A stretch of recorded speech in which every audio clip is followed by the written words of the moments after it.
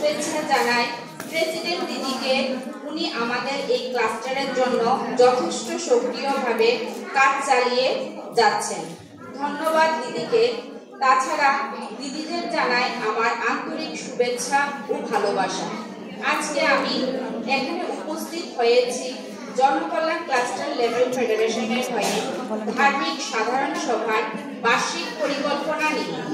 আমি আপনাদের সামনে এখন আমাদের সিএলএফ এর এই বছরের কি লক্ষ্য ছিল বা কি লক্ষ্য আমরা গ্রহণ করেছিলাম এবং ওই লক্ষ্যে উপনীত হয়ে আমরা কতটুকু সাফল্য অর্জন করতে পেরেছি তা আমাদের সামনে তুলে ধরার চেষ্টা করছি।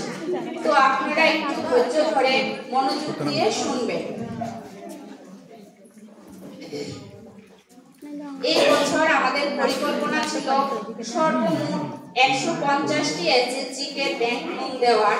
আমরা এখন পর্যন্ত 42টি এসএসজি কে ব্যাংক লোন দিতে সক্ষম হয়েছি। আমাদের বিশ্বাস যে ডিসেম্বর মাসের মধ্যে আমরা বাকি আরো 108টি এসএসজি কে ব্যাংক লোন দেওয়ার পরিকল্পনাটি পরিপূর্ণ করে নেব। আমরা যে এই এসএসজি গুলিকে ব্যাংক লোন দিলাম তা এখন পর্যন্ত 73,25,000 টাকা পর্যন্ত পৌঁছে গেছে। তাছাড়া এই বছর আমরা পিজি করেছি মোট 11টি, এনএফসি করেছি মোট 1টি। গত বছর আমরা 3টি করতে পেরেছিলাম আর এই বছর আমরা তা বৃদ্ধি করে 9টি করলাম। অর্থাৎ মোট আমরা এই বছর পর্যন্ত 12টি এসসিএসসি সম্পূর্ণ করতে পারলাম। তাছাড়া আমরা এই বছর আমাদের সিএলএফ এর জন্য একজন নতুন কর্মচারী নিয়োগ করলাম এমআইএস পদে। ওর জন্য আমরা একটা ডেস্কটপ ও নতুন চেয়ার টেবিল কেনার সিদ্ধান্ত করলাম। আমাদের গত বছর অডিট করে দেখলাম যে যা লাভ হয়েছিল এই বছর আমরা অডিট করে দেখলাম তার থেকে অনেকটা ক্ষতি হয়ে গেল।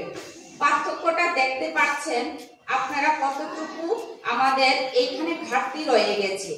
আপনারা একটু এই বিষয়ে সতর্ক হয়ে দেখবেন। যারা লোন নিয়েছেন তাদের রিপেমেন্ট অনেকটাই কম এবং আপনাদেরই দায়িত্ব যে জনকল্যাণ বহুমুখী সমবায় সমিতি লিমিটেডকে আরো এগিয়ে এবং উন্নতির পথে নিয়ে যেতে হবে।